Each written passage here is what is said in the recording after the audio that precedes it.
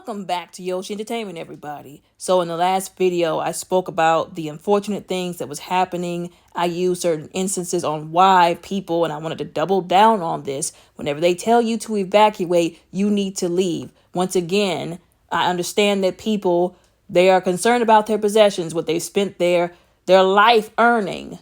Although that is not as important as your actual life. Your life is more important than these possessions.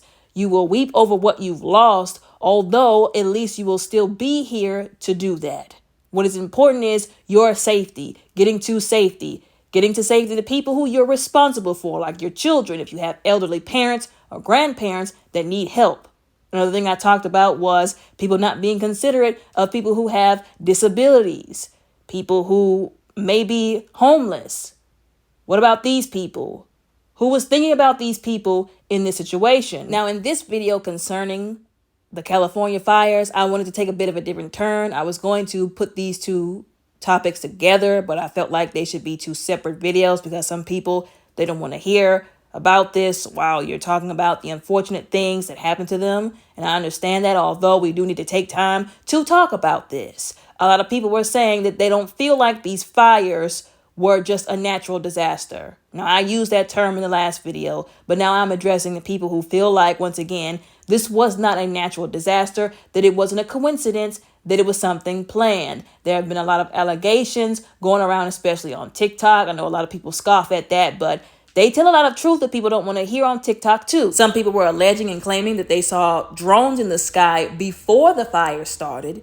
There were people calling out, pointing out, y'all know I have to say allegedly, that there were insurance companies dropping people's insurance months before this happened, which is crazy considering the fact that California is one of those at-risk states, if you will, where fires are concerned. This is not a random thing that happened. This is something that happens, unfortunately, usually. Fires breaking out, and if they don't stomp them out fast enough, they will run amok. And I know insurance companies have the tendency to be very grimy, but months before it happened, it's screaming they knew something was going to happen. Allegedly, the authorities collected a person of interest, if you will, who they claim was a homeless individual, allegedly, who was carrying around a flamethrower, allegedly. I don't know how true that is, but that's what they're alleging. I don't know if they intend to basically make this person the reason why all this happened.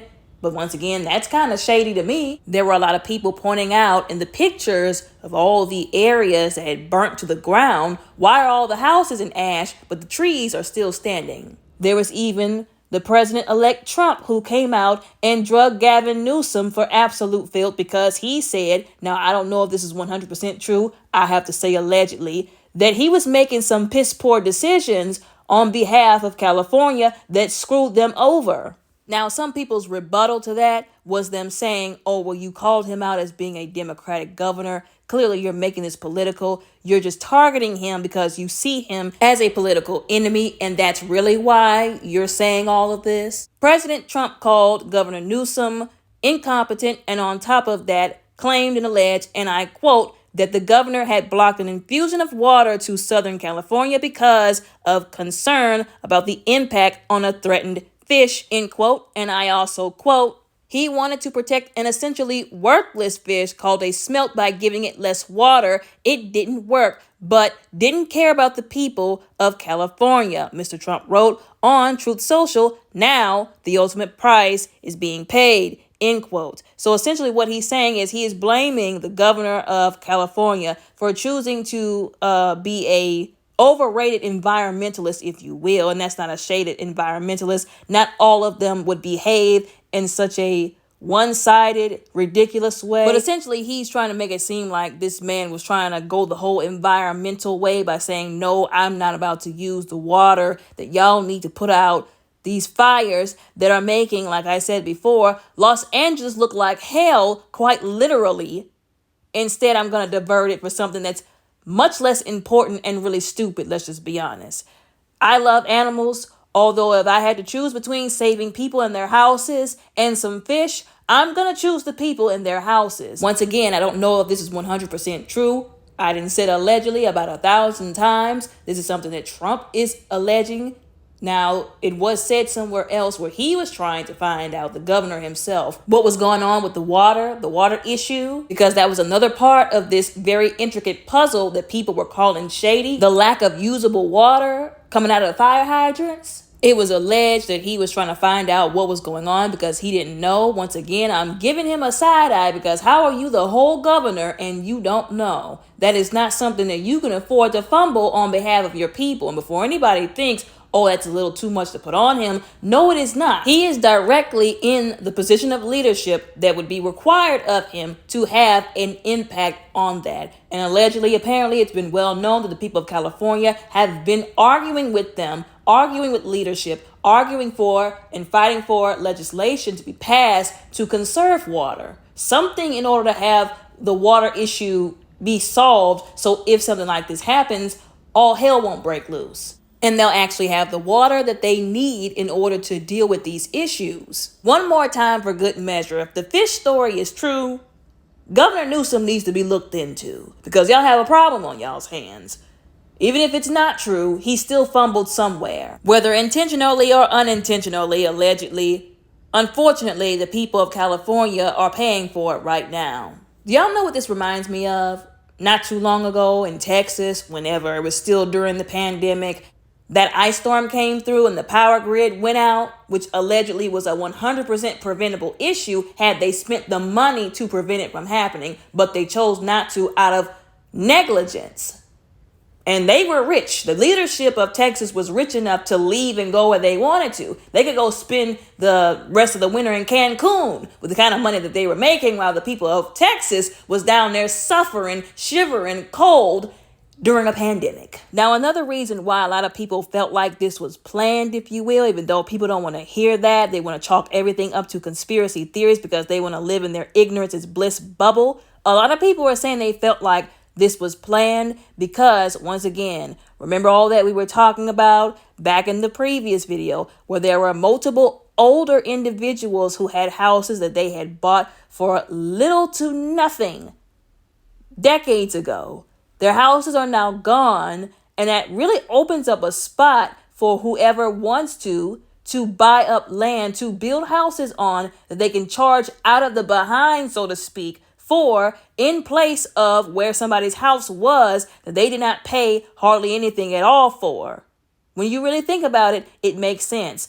The Maui of it all, the Maui fires of it all, getting rid of people, moving people out of the way, getting people's houses burnt to the ground so that you could do, big corporations can do what they want with them. It's really not that far-fetched when you really think about it. With the kind of year we just had in 2024, anything is possible. And for someone to not think that or to think otherwise, I'm questioning you. Again, the snippets from the articles of those two people. There was a young lady, her father said he wasn't leaving. He had packed some stuff up, I guess, and he was like, I'm staying here because I've been through fires before. I'll be fine. I was fine then. I'll be fine now, not knowing that he was not going to be fine. Unfortunately, he did not make it. She talked about how he bought that house back in the 60s. He paid like $5 for a down payment for it, which is crazy to me when I think about how expensive houses are now. $5 for a down payment, that is a joke in today's economy. And we're never going back to that kind of time economically again. The other young lady talking about her grandmother, her husband and she and their children, if I'm not mistaken and if I remember correctly, moved into the house with her grandmother after her grandfather passed so that she wouldn't be alone, evacuated, went with her father to evacuate. After they issued the evacuation notice, her grandmother said, I'm staying because, once again, I didn't been through this before. I'll be fine. Unfortunately, not knowing that she was not going to be fine. It was stated in these documents that her grandmother and her grandfather bought that house in the late 60s. Again, probably for little to nothing, just like the previous young lady's father. So again, is it far-fetched after the year we just had, after knowing that there are people with a lot of money, corporations, businesses that will do very messed up things to regular people for money, for property, for whatever, after the Maui fires. Is it really far-fetched to think that this was not a coincidence, that something could have happened, and it's just all these people who now would have to start from today's economy once again, where buying a house is concerned? A whole lot of people who didn't pay hardly anything now have to pay a whole lot of something because their houses are gone. And there are people who paid normal prices. Houses are now gone. One other thing that people don't want to talk about is Allie Carter and these statements that she made in one of the lives that she made, one of the live streams, if I'm not mistaken, right before all of this happened. One of the last things that she said was talking about fires and explosions. Don't be so surprised if a fire breaks out. Remember, fires are also caused by little explosions. Don't be surprised if this is tied to that, that's tied to this is tied to that, and all of a sudden, at the end of the rope, you find trafficking. A lot of people were saying, well, remember, in those areas, there were a lot of celebrities who were being tied to P. Diddy and some trafficking charges, if you will. They didn't want their names to come out in those lawsuits to be tied to that. There were those tunnels, the alleged tunnels. Y'all know I have to say that. The children, think about the children. And there are a lot of celebrities. There's a list of celebrities whose houses allegedly caught fire and burned to the ground. One good way to get rid of evidence is to burn it. Hint, hint. That's another thing people have been saying. And that's what she was hinting at as well. It can't be a coincidence that all of this is happening now. Now, two people made some videos, or posted a video on TikTok, and I thought what they were saying was very interesting. Not too deep, of course, in the rabbit hole. Y'all know I have to say it's all theories, allegations, but I want you to take a look at these two people's videos and tell me what y'all think down in the comments below, respectfully, and don't forget to like and subscribe. After this, y'all all have a very blessed, beautiful, and safe day. And ask ourselves, who are the arsonists?